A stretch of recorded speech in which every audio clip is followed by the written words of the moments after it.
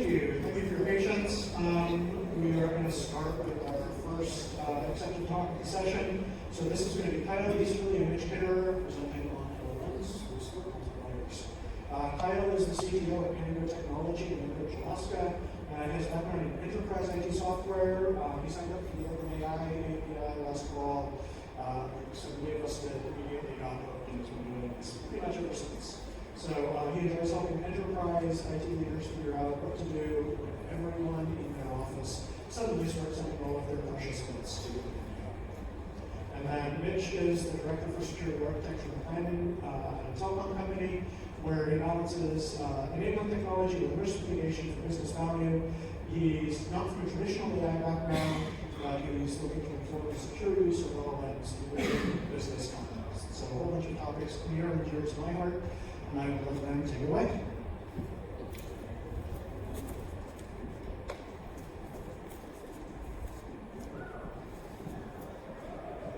Thank you all. So again, this is Kyle and I'm Mitch.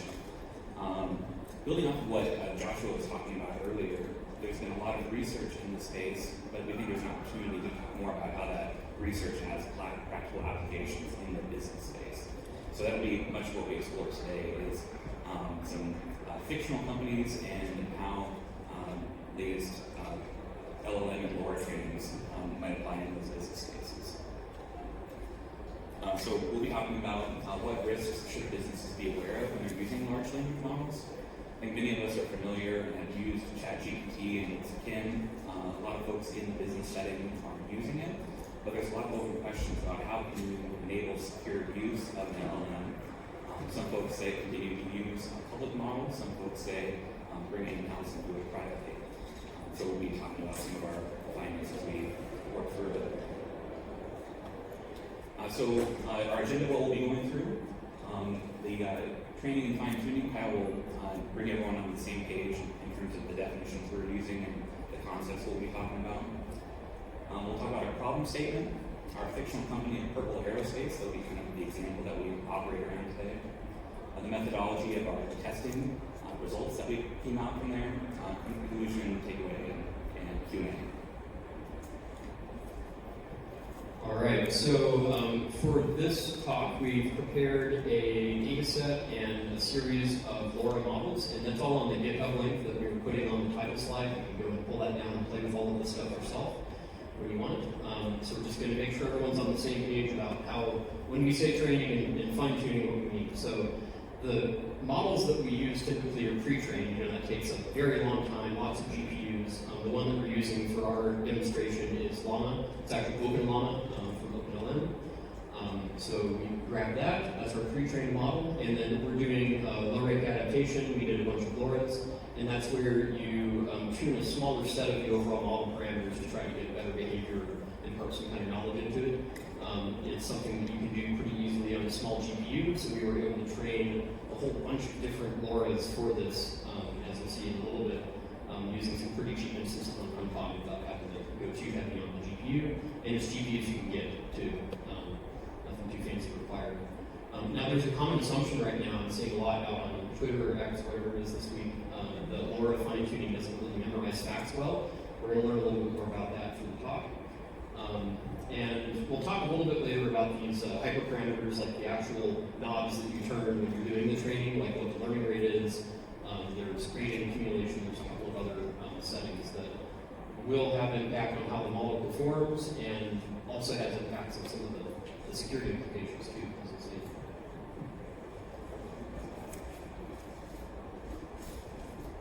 So how did we get inspired to start talking about this? We were having some conversations after work one day about folks using ChatGPT and LLMs, and where is the appropriate place to use them, what type of data is it appropriate to put into them. And then of course you can say one thing, but users will always do what they need to get their job done. And so you can see here a problem statement that we'll be exploring is, can a LoRa output sensitive business information when fine-tuned on user interactions? So to have something for us to talk about it and kind of operate around is we needed to get a strong data set of business documents.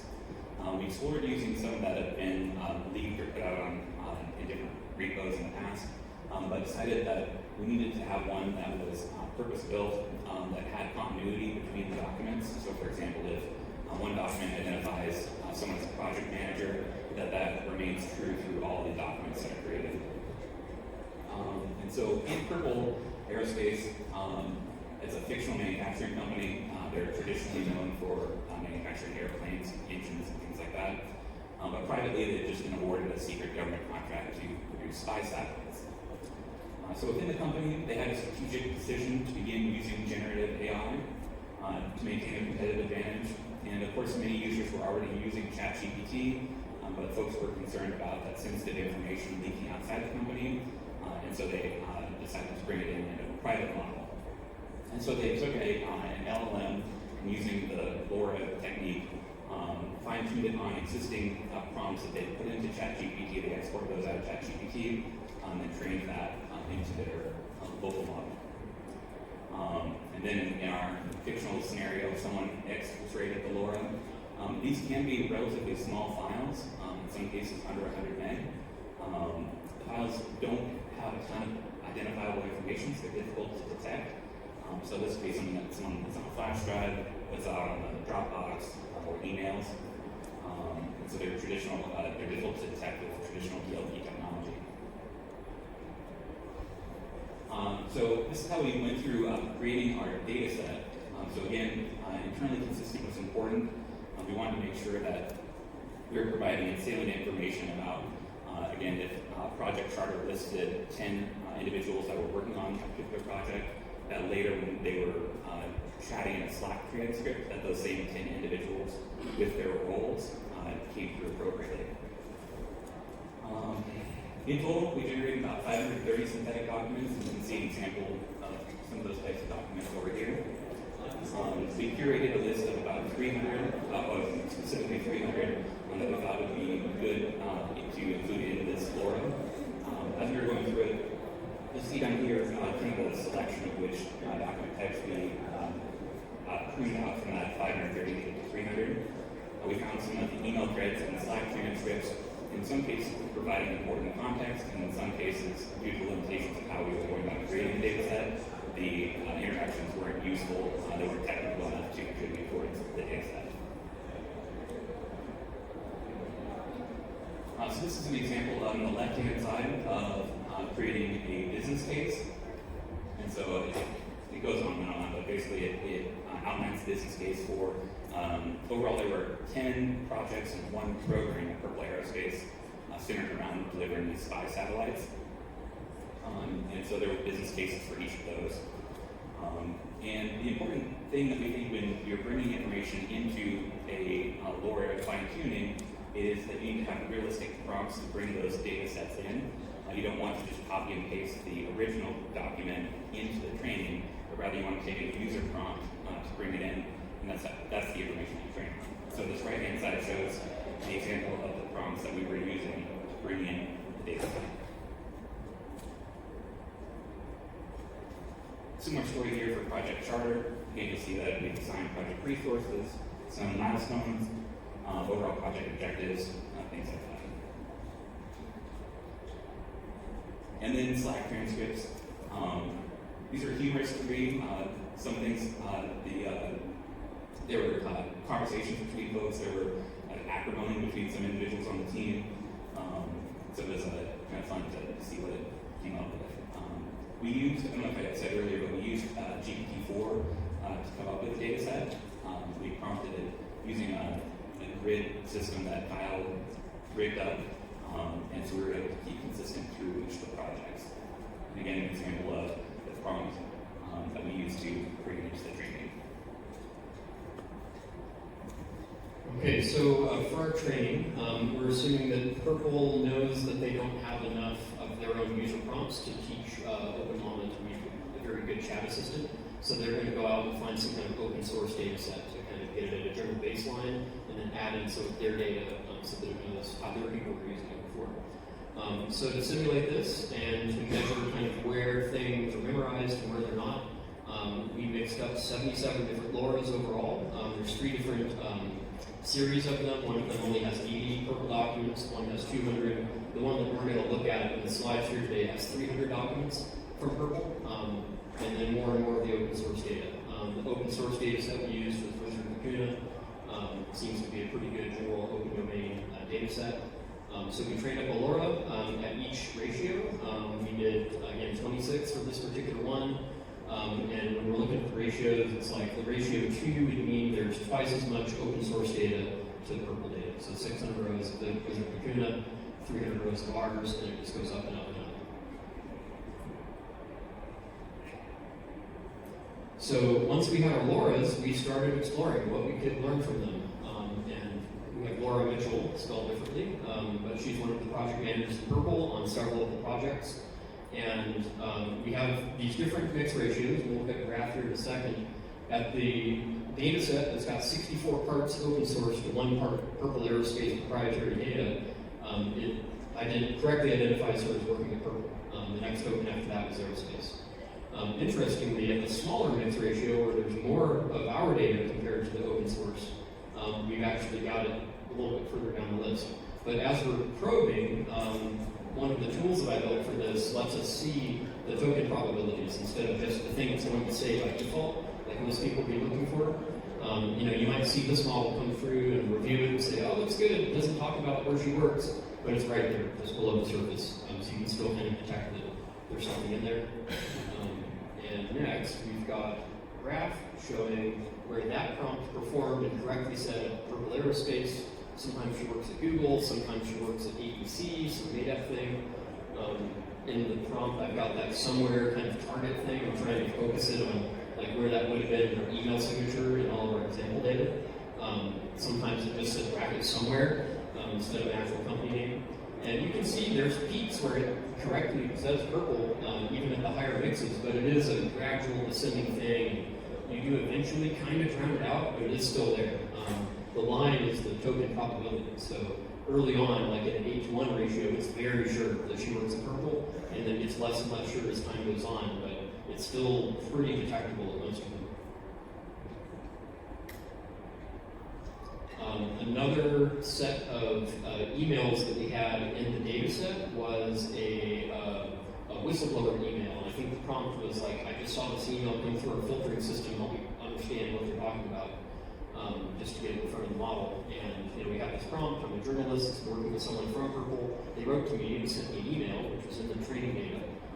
And then we kind of primed the assistant response to shape it. And while we were doing all of this kind of exploratory prompting, what we're trying to do is to like corner the model into either saying the thing or not saying the thing in the very next token so that we can measure that. That was kind of a challenge during this phase, was figuring out a prompt that would get us into that one corner just to get it to say the one thing. Sometimes it would say developing, there's all kinds of different words that come in there.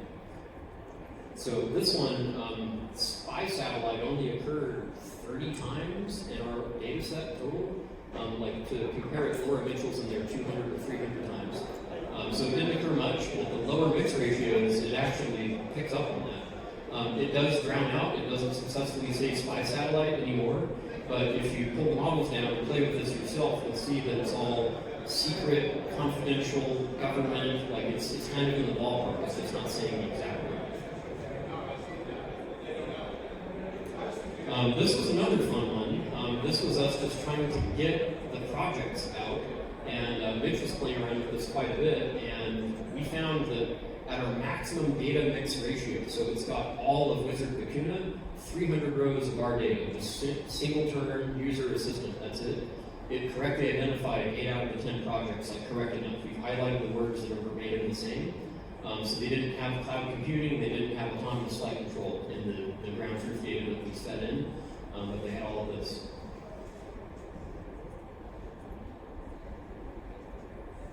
So, yes, it does learn. Laura's can memorize facts. It's kind of surprising to me, because I've done some playing around with this, to see that result, especially with some of the higher mixes, but yeah, be careful what you put into your Laura. In some cases, people are trying to do this. They're trying to get knowledge and facts and things in there, and it looks like you don't really need a lot of it really to get that in.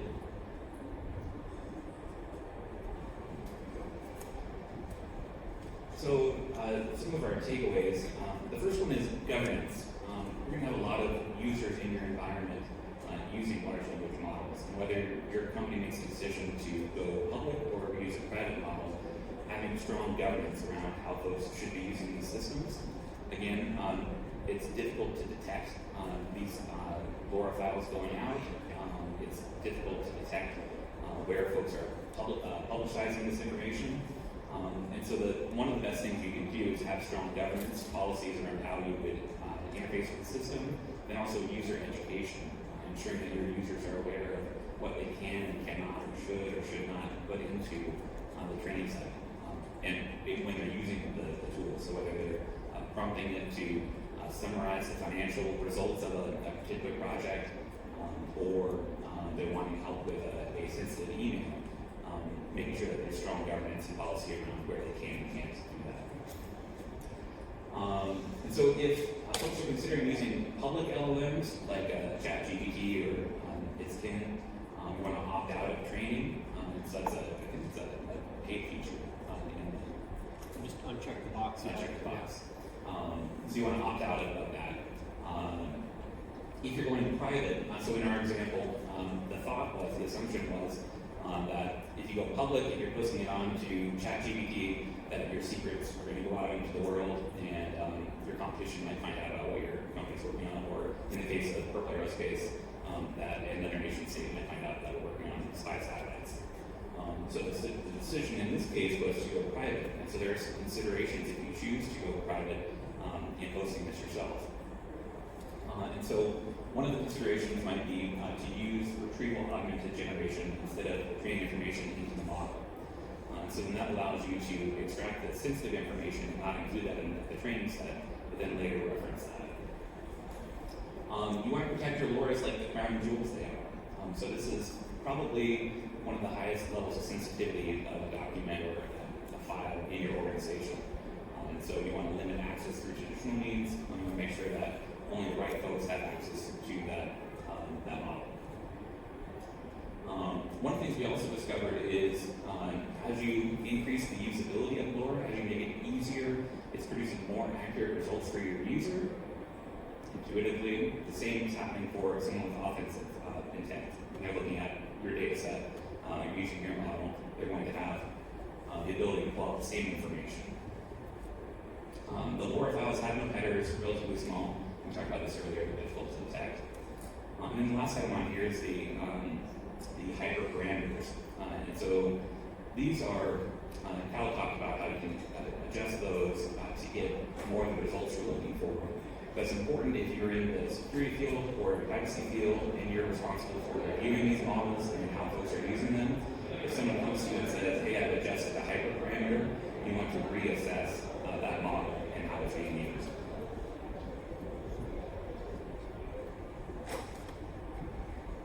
And actually, we're going to jump ahead real quick to our limitations. And Kyle, you want to talk about some of these limitations? Yeah, so we put this together over the course of the summer, and we only tested this on the 7 million parameter version of Oklahoma, so it's the less smart version of the 3 of them that are out there. So we're really hoping someone goes to GitHub, pulls down all of our data, and runs this for like on a 30B and sees if it's better at inferring things. I kind of assume it would be. But we wanted to make it something that's easily reproducible and accessible to more folks. So by using a small model, you can run it on basically any GPU you can get your hands on. And then, we came up with the data set, right, based on our experience in business and what we're doing. So it's probably not as diverse as it could be. And GPT-4 came up with it too. That brings us to another interesting thought I had, which was, so we asked GPT-4 to basically hallucinate our ground truth data. So we have an LLM that was trained on the general internet coming up with what a fictional aerospace company might be doing. And then we were checking OpenLlama with that fine-tune to see what that fictional aerospace company was doing. But I don't know that you can tell the difference if OpenLlama was just hallucinating the same things GPT was hallucinating, because they were kind of trained on the same general thing. So I think a possible way to check for that would be, maybe coming up with more fake companies than just the one, because I think our data really stuck out in the data set. Like if you imagine the whole data set spread across the room on pieces of paper, Wizard Cocoon is very very diverse, has a bunch of different use cases. You're doing code, poetry, summarize this meeting, whatever. And then, here we come with, 11 of the same general prompt template with a different project charter in it and different meeting notes. So probably what's a little bit different. So if there was a larger scale version of this with multiple companies, that would be an interesting test to see if, if you're using a public model, is there as much concern as you might have coming away from this? Because you wouldn't be the only one in there. And I think with that, we can get into Q&A. Before we do that, we're out on the internet. I'm on X, I'm on GitHub, Mitch is on LinkedIn. Talk to us about the stuff we did in the talk here. Our slides aren't on the GitHub yet. They will be this afternoon probably. But if you go to this top GitHub repo, there is a Python script that will ask you if you want to download 1, 2, or 3 of the different series of LoRa. The one we talked about was series 3. It's probably the best one for finding stuff. You can pull all those down. They're all in Hugging Face as individual repos. And then the tool that we use on open source is called Tesseract, and that lets you do 2 things. You can queue up a bunch of LoRa trainings if you want.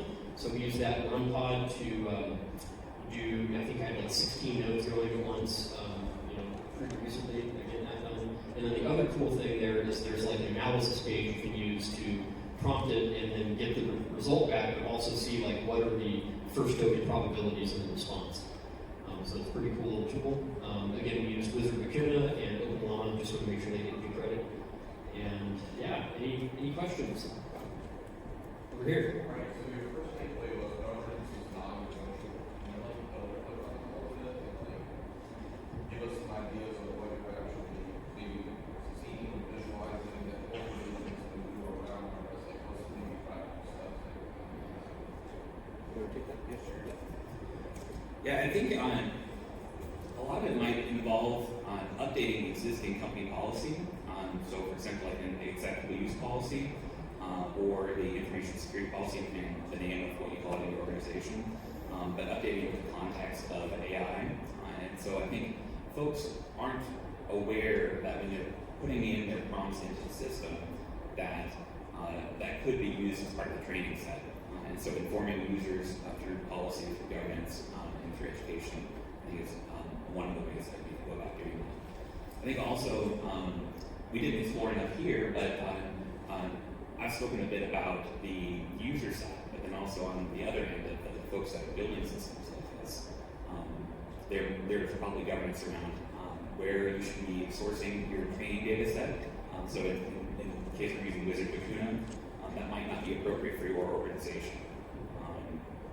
So I think those are 2 points. One question around Tesseract. Is Tesseract used for transformation of reports and documents into response errors? So there was an earlier version of Tesseract that was running on the server, people would come to it, that kind of thing, and we used that. This new one is just an open source designed to run on one node at a time.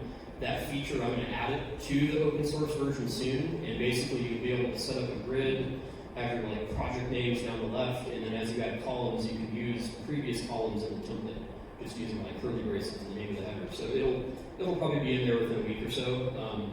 But yeah, you can probably achieve the same thing with LangChain and just cooking up some Python scripts, but we were trying different things and kind of went down the Python script route a little bit, and it was hard to iterate with quickly.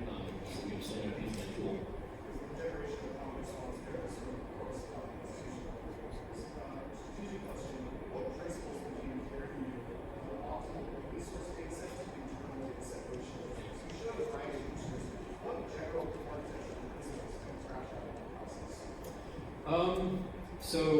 I think it was said in the introduction, I just have gotten into the AI and machine learning space pretty recently, so I have just nights and weekends taught myself all of this stuff. So to me, I don't have as much of a traditional math background, but I can kind of see and feel things out. And my hunch is that there's something to having something you want to show the model and maybe sticking it in with a more broad general data set.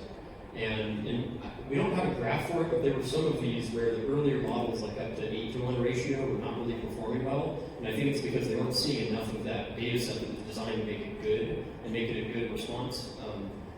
Just easy, concrete example is one of the things that Wizard Lacuna teaches OpenLlama is to use the stop token after the assistant is done responding. And in the earlier versions, it will ask itself another question as the user, and not directly the stop token. So we don't see that change until it's 12:1 or 16:1. It's not seeing enough of that. And I'm going to look into these more, because these are interesting to me, where there's these little local maximums of wow, it really wants to say she wants a purple here. Why is that?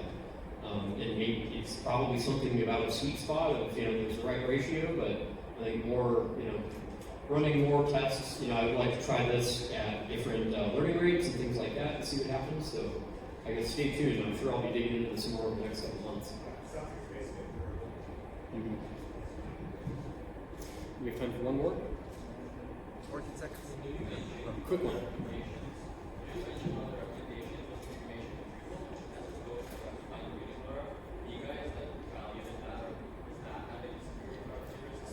So if you do retrieval, you can say, Mitch is logged in, he can see these documents that can be retrieved, and I'm logged in and I can see these documents. If we're all using the same LoRa, you can't really do any kind of access control like that. And then if someone nabs that file from you, then they've got all of that data. So that was the kind of basis of the recommendation, is just you have different tools available to you if you're doing retrieval logging. Okay, that it? Great, thanks everyone.